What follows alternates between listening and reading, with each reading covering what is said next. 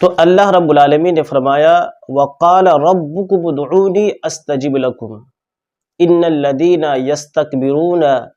عن عبادتی سیدخلون جہنم داخرین، کہ تمہارے رب نے فرمایا کہ تم مجھے پکارو، میں تمہاری پکار کو سنوں گا، تم مجھ سے دعائیں کرو، میں تمہاری دعاؤں کو سنوں گا، تم مجھے پکارو، تم مجھ سے مانگو، میں تمہیں دینے والا ہوں، میں تمہیں عطا کرنے والا ہوں۔ اب یہاں دیکھیں کہ اللہ رب العالمین نے دعا کے تعلق کو ربکم کے ساتھ جوڑا ہے، جس کا مطلب یہ ہے کہ یہ جو تمہیں حکم دیا جا رہا ہے، پکارنے کا جو تمہیں حکم دیا جا رہا ہے، دعا کرنے کا تمہیں جو حکم دیا جا رہا ہے، یہ حکم دینے والا کون ہے؟ ربکم، تمہارا رب ہے، تمہارا رب ہے جو بغیر کسی شرکت غیر کے تمہیں روزی دیتا ہے، تمہاری پرورش کرتا ہے، تمہاری تمام ضروریات پوری کرتا ہے۔ اسی رب نے تمہیں حکم دیا ہے ادعونی استجب لکم، کہ تم مجھ سے مانگو، مجھے پکارو، میں تمہاری پکار کو سنوں گا، میں تمہاری پکار کو، میں تمہاری دعا سننے والا ہوں۔ اس کے بعد اللہ رب العالمین نے فرمایا ان الذین یستکبرون عن عبادتی سیدخلون جہنم داخرین، کہ بلا شبہ جو لوگ میری عبادت سے اعراض کرتے ہیں، میری عبادت سے تکبر کرتے ہیں، وہ ذلیل ہو کر جہنم میں داخل ہوں گے۔ اس آیت کے اس ٹکڑے میں اللہ رب العالمین نے دعا کو عبادت کہا، کہ جو لوگ میری عبادت سے اعراض کرتے ہیں، مجھ سے دعائیں نہیں مانگتے ہیں، وہ ذلیل ہو کر، خوار ہو کر، رسوا ہو کر جہنم میں داخل ہو جائیں گے۔ میرے محترم بھائیوں، بزرگوں، دوستو، یہ آیت اس بات کی دلیل ہے کہ دعا کرنا، پکارنا، یہی عبادت ہے، یہی بندگی ہے۔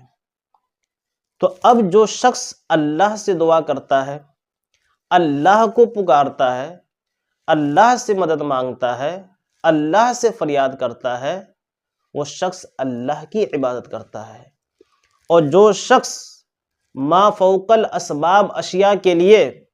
یعنی جو چیزیں اسباب سے اوپر کی ہیں، کچھ چیزیں اسباب کے تحت آتی ہیں، مثال کے طور پر آپ کسی سے پانی مانگ سکتے ہیں، یہ چیز سبب کے تحت ہے۔ آپ کسی سے کہہ سکتے ہیں کہ بابو ایک گلاس پانی دو نا، آپ کسی سے کہہ سکتے ہیں کہ بھائی 10 روپے دینا، مجھے ضرورت ہے۔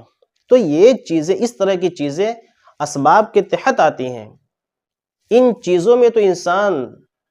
مدد لے سکتا ہے دوسروں سے، لیکن جو چیزیں اسباب سے اوپر کی ہیں،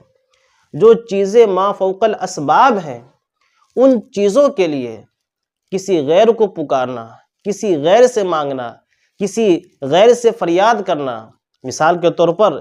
یا علی مدد کہنا، یا شیخ عبد القادر جیلانی شیئا للہ کہنا، یا کسی خود ساختہ دستگیر داتا اور گنج بخش کو پکارنا، ان سے فریاد کرنا، اگر کوئی شخص ایسا کرتا ہے، یعنی اللہ کے سوا ما فوق الاسباب اشیاء کے لیے کسی غیر کو پکارتا ہے، تو وہ اسی کی عبادت کرتا ہے، کیونکہ دعا ہی عبادت ہے۔ آیت میں اللہ رب العالمین نے فرمایا کہ جو لوگ میری عبادت سے تکبر کرتے ہیں، آیت میں اللہ تعالیٰ نے دعا کو عبادت سے تعبیر کیا، دعا کو عبادت قرار دیا، تو گویا کہ دعا ہی عبادت ہے، پکارنا ہی بندگی ہے۔ تو جو شخص اللہ کو پکارتا ہے وہ تو اللہ کی عبادت کرتا ہے، لیکن جو شخص